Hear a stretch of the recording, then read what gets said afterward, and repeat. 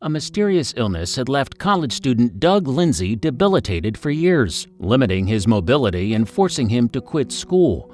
Yet when medical experts remained stumped, it only served to strengthen his resolve to try to find an explanation. While still barely able to move, he set out to find some answers, and would ultimately end up shocking the medical world. Hello, wonderful people. I'm Jamie Buck from WonderBot, and here is... A mysterious illness left him bedridden for 11 years. Then this college dropout stunned doctors. Before we begin, make sure you smash the like button, subscribe to our channel, and click the notification bell for more amazing videos.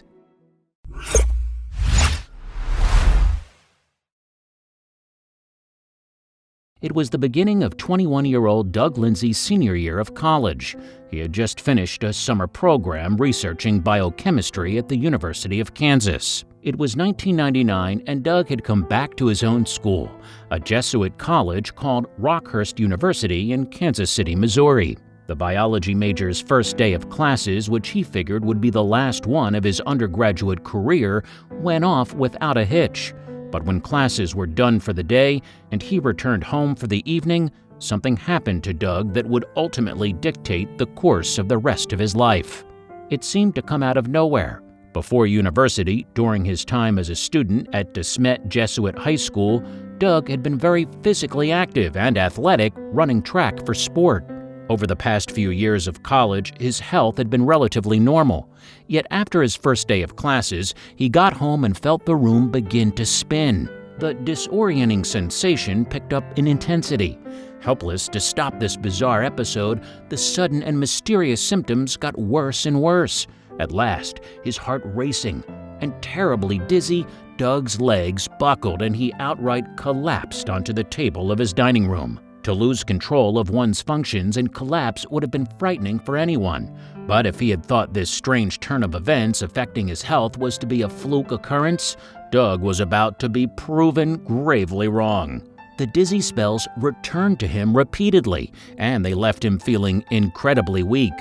The mysterious illness left his muscles constantly aching and cramping, and his heartbeat raced so fast that, in Doug's own words, you could put a piece of paper on his chest and it would begin to flutter. And it was about to take a turn for the worse.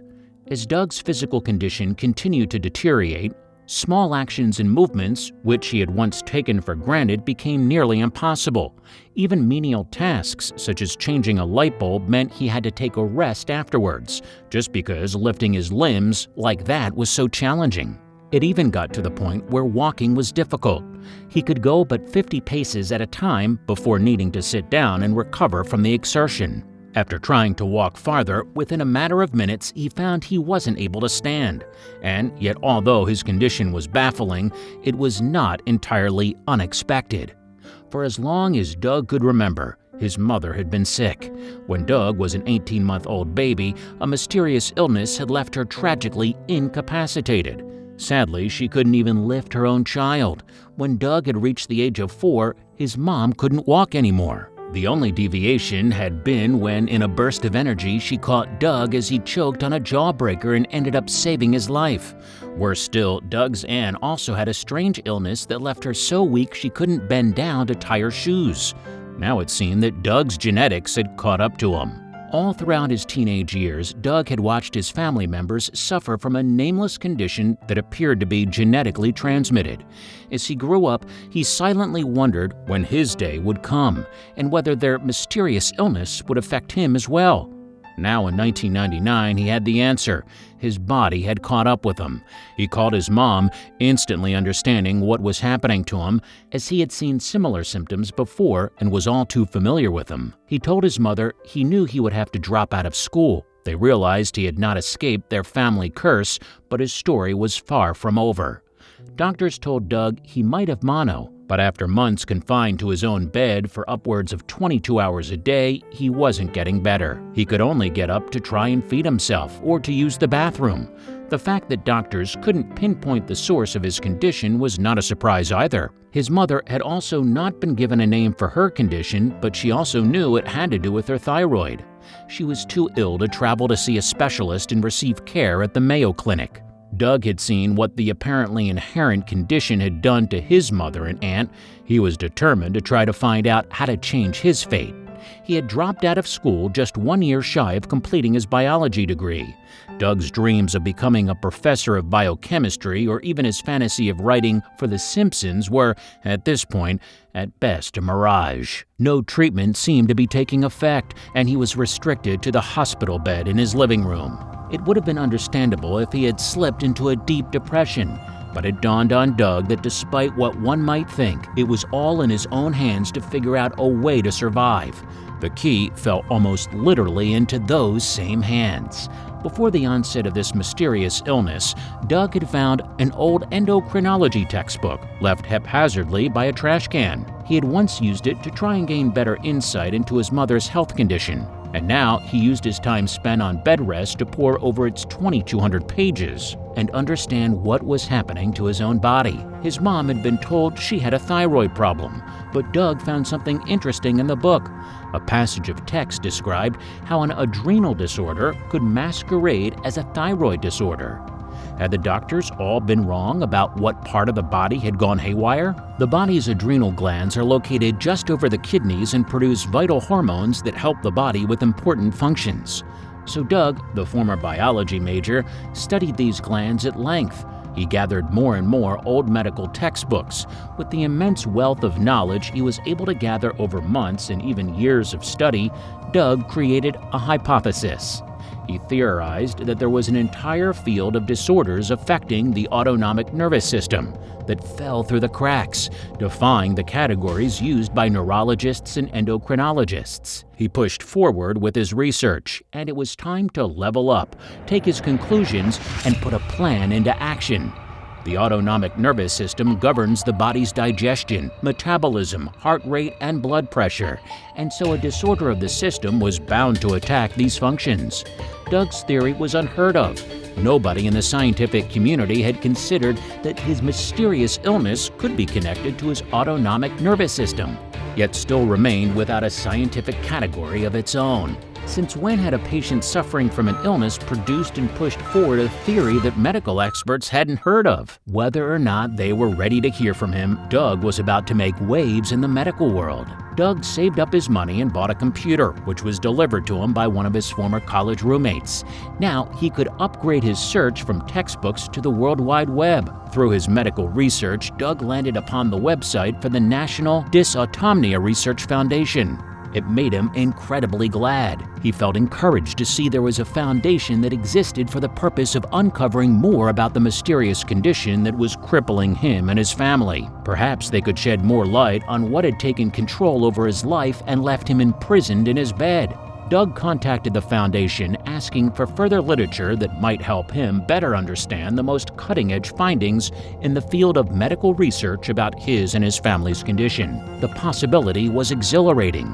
This was the farthest that he had been able to get through the course of his research, but he stumbled into a major setback. Despite having found an organization dedicated to conditions similar to his, none of the medical anomalies the organization researched matched his own symptoms. He was back to the drawing board, but Doug wasn't about to call it quits. He would have to continue forging his own path, and the opportunity was about to present itself. In order to best pinpoint his condition's cause, Doug realized that although he had made it this far on his own merits and with his own scientific findings, it was time to get help of a different kind. He had to find a partner from within the scientific community to help him try and solve the case of his mysterious illness. He'd passed through a number of doctors and other assorted medical specialists and had dived headfirst into his own research. But to get somewhere, he would now have to find a scientific researcher rather than a doctor. Where would he go about finding one such individual? First, Doug had to make inroads, and he placed himself front and center into the heart of the medical research world. In 2002, after 3 years suffering from his mysterious illness, he went to a meeting of the American Autonomic Society in Hilton Head, South Carolina. Getting there from St. Louis was a challenge, but he was fortunate enough to have friends who would travel with him and prop him up. He purchased a whole row of seats on the flights so he could lay across them, supported by his friends. But he wasn't an expert, nor did he even have a degree. How would they receive him? Doug rolled into the American Autonomic Society conference in a wheelchair. He had dressed himself in a suit and tie, and for anyone who asked, he introduced himself as a scientist, Jesuit trained, which wasn't a lie. As he interacted with the scholars present, he acted as though he were a graduate student in the field, though he was in fact a patient. Doug was a junior scientist whose own body happened to be the basis of their field of work. He explained his findings by delivering a presentation and said he felt there was a specific drug that could aid him, and his words had not fallen on deaf ears. Someone was intrigued. Thankfully, Doug was well received at the conference. He was pleased to see that the scholars were willing to listen and not condescend to him. Even though he wasn't a grad student, they understood how there was no way he could have gone to grad school confined to his own home, and they waived that requirement for entering the dialogue with him. While he felt he had returned from the conference empty-handed, 18 months later, Doug's path crossed that of Dr. H. Cecil Coughlin from the University of Alabama, Birmingham. He felt Doug had struck a nerve, and he was on his side. It was time to link up forces. Early in 2004, it was time to meet up with Dr. Coughlin in Alabama. Once again, Doug relied on his generous friends. One of them took a rented SUV, put a mattress for Doug in the back seat, and took him for the 500-mile drive from St. Louis to Birmingham. According to Doug's hunch, his body was producing too much adrenaline. He had heard about US FDA-approved drug called Levofed, which could counter the symptoms. He asked Dr. Coughlin to do something unprecedented, to experiment on his system with the drug and turn it into a drip he could live on. How would his body react? Dr. Coughlin used his medical expertise to modify the medication for Doug. Sure enough, after being on a constant IV drip all day, every day, Doug's system slowly but surely began to respond. He could get up just a bit more, and the medication finally allowed him to be slightly more active around the house. He was even able to attend several weddings and a high school reunion rather than just the usual rounds of doctor's visits. And while he still had not regained full mobility, he refused to give up just yet. He was on the cusp. He was on the cusp of an unbelievable discovery. Doug's mysterious illness had left him immobilized for most of his 20s, but his research would be his own savior once again. He offered a brilliant theory. Scans of his adrenal glands showed there was no adrenal tumor causing his excess adrenaline. Doug thought, what if something was acting like a tumor, even if it wasn't? The answer came in 2006. On a fourth scan of his adrenals, they glowed strangely, and Dr. Coughlin was elated, declaring they had found what was ailing him: the medullas. The inside of his adrenals were inflamed, acting as tumors would. Now, how would they solve the problem? The diagnosis had a name: bilateral adrenal medullary hyperplasia. There were only 32 recorded cases of this condition ever, according to Doug's own research. Everyone was learning about the condition as Doug pushed forward with his learning, as though he was writing his own textbook despite being a college dropout. Doug wanted to know what surgery could help save him, but he discovered that past studies on cats and dogs didn't explain how the surgery was performed. Then, at long last, he found an article from 1923 written by Nobel Prize-winning Argentinian physiologist Bernardo Houssay, giving instructions. He had come this far through his own discoveries, but he would need one last helping hand. He had found a possible cure, and he had even drawn up a document 363 pages long that explored the possibility of the first surgery to remove the medulla from a human adrenal gland. Of course, Doug couldn't do this alone. He needed a surgeon willing to carry out the procedure, and that was incredibly risky. It hadn't been tried and was essentially an experiment. Botching it would mean draining money, destroying the surgeon's ethics and reputation, and risking Doug's life. He finally found the right surgeon at the University of Alabama, Birmingham, and in September 2010 returned there for the procedure. It was now or never. In Alabama, the surgeon successfully managed to take out the medulla from one of Doug's adrenals. A fellow surgeon described the procedure as being like taking the peanut butter out of peanut butter and jelly sandwich, incredibly precarious and difficult. Yet the effects were miraculous. Just 3 weeks later, Doug could sit unaided for 3 hours.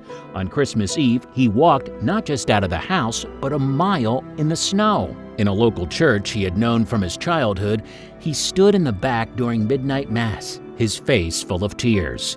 He was certain it was a miracle, but that wasn't all that would change for him. In 2012, at the Barnes Jewish Hospital by Washington University in St. Louis, Doug underwent the second surgery to take the harmful medulla, acting like a tumor, out of his second adrenal gland.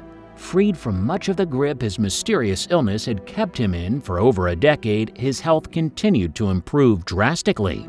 A year later, he was able to fly and took the opportunity to vacation with friends in the Bahamas. And while his motor skills still found it difficult to deal with a hammock, he could at long last triumphantly stroll on the beach. So what's next for the scholar? Sadly, Doug's mother was too frail to undergo a similar surgery and passed away in 2016. Dr. Coughlin, who had given him hope when he had but a spark, lived long enough to see the miraculous treatment work, passing away in 2015. That year, Doug walked the stage at Rockhurst, completing his bachelor's degree 16 years after he should have. While he's still on medications and his health is far from perfect, his journey to recovery has been nothing short of miraculous, spurred by the power of his own mind and determination. He once had wanted to be a biology professor. Now he's a medical consultant, and that's not too far off. He wants to use his knowledge to help others however he can.